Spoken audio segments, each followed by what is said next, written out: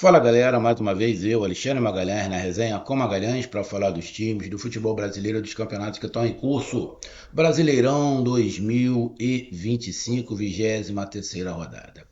E aqui em São Januário, no Rio de Janeiro, no Caldeirão do Machão da Gama, se enfrentaram o Cruz Maltino e o Vozão. Vasco e Ceará se enfrentaram, o Ceará na posição na tabela um pouco melhor do que a do Vasco, mas se aproximando muito da zona de rebaixamento, e o Vasco mais próximo da zona de rebaixamento, ou seja, um confronto direto, mas o Vasco empolgado, né? Pela classificação às semifinais da Copa do Brasil, eliminou o Botafogo e agora vai pegar o Fluminense. Agora vamos ser sinceros. O Vasco está na semifinal da Copa do Brasil. Parabéns. O time do Vasco é fraco. O time do Vasco é fraco. Ah, mas como é que está conseguindo avançar? E aí a gente tem que fazer aquela separação. Mata-mata é completamente diferente. Mata-mata é completamente diferente. E aí o time mais fraco, por causa de uma tática, contando ali às vezes com um pouco de sorte, consegue avançar. Mas não vai ser, não é a tônica. Não é a tônica. Mas o Vasco está conseguindo avançar. Agora vai pegar o Fluminense. Tem um certo equilíbrio ali? Tem. Para mim, o time do Fluminense é melhor do que o do Vasco. Acho até que dos quatro que chegaram à semifinal, o Vasco é o mais fraco. Mas pode ser campeão Vasco? Sim, pode. Porque é mata-mata. Agora, por um jogo de campeonato brasileiro, pontos corridos, o time do Vasco briga contra o rebaixamento. Essa é a situação. Tem gente que não acredita. Ah, não. Aí chegamos à semifinal, agora o time embala. Não tem como, o time é fraco. Ah, chegou algumas peças ali que podem melhorar o nível do Vasco? Sim. Igual chegou algumas peças ali que podem melhorar. Chegou um jogador pela ponta, um centroavante, chegou um cara do meio, um zagueiro que fez até gol, ou seja, o Vasco pode até melhorar. Bom, mas aí tem que dar tempo ao tempo. Tem que dar tempo ao tempo. O que seria o normal? O Vasco ganhar em casa do Ceará. Mas não foi isso que aconteceu. Muito pelo contrário. Se tivesse acontecido, seria injusto com o Ceará. Então, Vasco da Gama 2, Ceará também 2. Lembrando que o Ceará teve um homem expulso no segundo tempo, mais ou menos na metade do segundo tempo, o Rodriguinho. Placar justo, placar não foi justo? Então a gente vai falar agora nesse momento. Então eu peço a você, meu amigo torcedor vascaíno, meu amigo torcedor do Vozão, eu peço que você curta, compartilhe, inscreva-se no canal, dê o seu like, ative a notificação, coloque nos comentários. Se você quiser ajudar o canal a crescer, você pode ajudar através do Pix, que é o número do nosso WhatsApp, você pode ajudar através do Superchat, quando estiver fazendo lives, e você pode ajudar através do clube de membro do canal Resenha com Magalhães aqui embaixo de azul. E agora você pode ajudar através do Valeu, que é esse coração que seu frango está do lado de compartilhar. Mais uma coisa, não deixe de se inscrever no canal, porque mais da metade da galera que acompanha o canal não é inscrito, então dá essa moral pro canal, inscreva-se no canal. Beleza? Ah, e não deixe de hypar os vídeos que você está assistindo. Hypar é uma maneira de você pontuar o vídeo. É simples. Depois que você curtir, vou abrir uma aba escrita Hypar, você vai lá e clica no Hypar. Então vamos lá, cara. Vamos aqui de cara para a classificação. Então, você olhando para a classificação, é óbvio que o empate foi muito melhor para o Ceará do que para o Vasco. O Ceará está na 11ª colocação com 27 pontos. E não vai perder essa colocação. Porque o jogo que vai ter nesta segunda-feira entre Cruzeiro e Bahia. Os dois estão lá em cima. O Bahia nesse momento é o quinto e o Cruzeiro é o terceiro. Então, o Ceará termina com 27 pontos. E mais do que a posição, é o um ponto que o Ceará consegue ficar a mais que o time que está na zona de rebaixamento. Porque o Vitória perdeu, o Juventude perdeu. O primeiro time na zona de rebaixamento é o Vitória, tem 22 pontos. Ou seja, o Ceará abriu mais um. Agora tem 5 pontos de diferença. Isso que é interessante. E mais interessante é que continua a 4 pontos do Vasco. O Vasco fica 4 pontos atrás. Então o empate para o Ceará foi perfeito. espetacular. Espetacular. Então, o Ceará tem 27 pontos e na próxima rodada, o Ceará enfrenta o Bahia. A rodada de número 24, o Ceará enfrenta o Bahia em casa no sábado. Sábado, dia 20/9, às 6h30 da noite, Ceará e Bahia, mano de campo do Ceará. E o Vasco da Gama? O Vasco da Gama está na 15ª colocação, um ponto à frente da zona de rebaixamento. Porque quem está na zona de rebaixamento é o Vitória com 22 pontos. E o Vasco tem um ponto a mais do que o Vitória. O campeonato do Vasco é esse. O campeonato do Vasco. Porra, mas não tem lógica semifinalista da Copa do Brasil brigando com o rebaixamento. A Copa do Brasil ocasiona isso.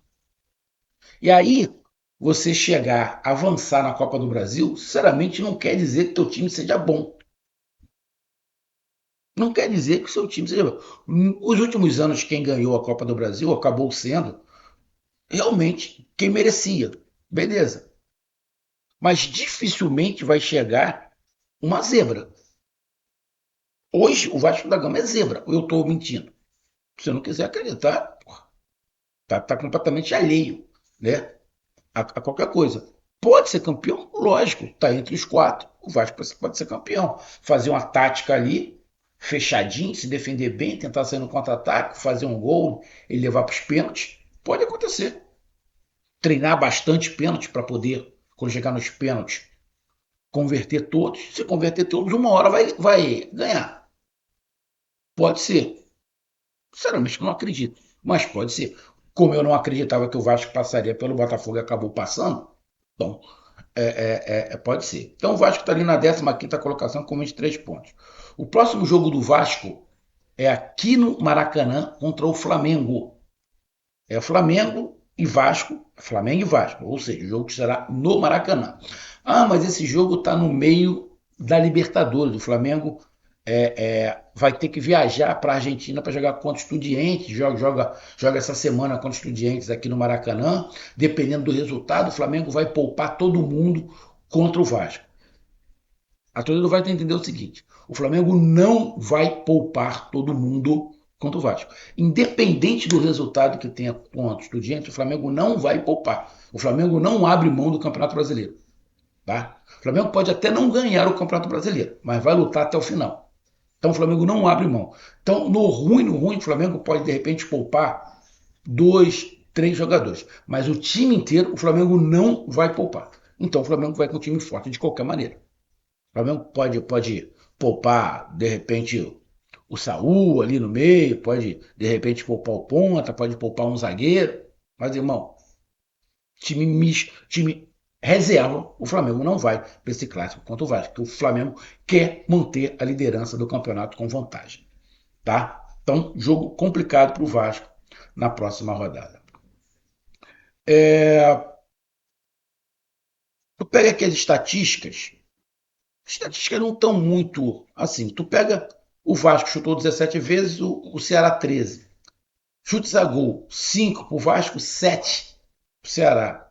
Posse de bola. Obviamente o Vasco teve mais posse de bola, até porque o Ceará ficou com um jogador a menos no segundo tempo. Precisão nos passes. O Vasco teve mais precisão nos passes, principalmente depois que ficou com um homem a mais. Faltas, o Vasco fez mais faltas. Cartões amarelos, o Vasco teve mais cartões amarelos. Aí o Ceará teve um cartão vermelho. Impedimentos, 2 para cada lado. Escanteios, 3 para cada lado. Ou seja, um jogo, se você pega uns números, está bem parelho ali. Pelo que aconteceu no jogo, o Ceará não merecia perder. O Ceará fez um jogo bem competitivo e taticamente melhor do que o do Vasco. Praticamente melhor do que o do Vasco. O Felipe Coutinho faz um gol de falta, um golaço de falta. E aí o Galeano, na sequência, 4, 5 minutos depois, consegue empatar. O Ceará termina o primeiro tempo muito melhor do que o Vasco. O Ceará poderia ter virado o jogo no primeiro tempo, se não é o goleiro do Vasco. Vai para o segundo tempo. O Vasco começa um pouco melhor, mas aí o Ceará entende de novo como é que o Vasco joga, equilibra o jogo, e quando o jogo estava até controlado pelo Ceará, tem o jogador expulso, o Rodriguinho, aconteceu, e na sequência, quando o treinador do Ceará começa a mudar algumas coisas para encaixar o time agora com 10, acaba tomando o gol do Cuesta, porque o Rodriguinho foi expulso aos 72, 73 minutos e o gol saiu aos 80. Quando o Ceará começou a se encaixar, aí já estava mudando ali a peça, pá, sai ali o gol. E aí o Vasco vai retraindo para segurar o resultado, para tentar sair no contra-ataque, e o Ceará vai tentando, dentro da sua característica, também tentando ficar com a bola, jogando a bola dentro da área, fazendo o possível. Só que o Vasco, como eu falei, o Ceará era mais taticamente mais organizado, e essa organização do Ceará fez com que não ficasse muito discrepante a falta de um jogador. O Vasco não conseguiu segurar a bola, já que tinha um jogador a mais. E aí, uma bola dentro da área, sobrou ali para o Pedro Henrique, que não fazia gol há muito tempo, e nos acréscimos o Ceará empatou em 1-1 e depois não aconteceu mais nada, o jogo acabou. Mas se você pegar os 90 minutos, o Ceará não merecia perder o Vasco. Não merecia perder, porque o Ceará não foi inferior ao Vasco da Gama. Muito pelo contrário. Então, diante das circunstâncias, como eu falei, o resultado de empate foi excelente para o Ceará. Então tá aí a minha análise. Um grande abraço, até mais, valeu, tamo junto, fui!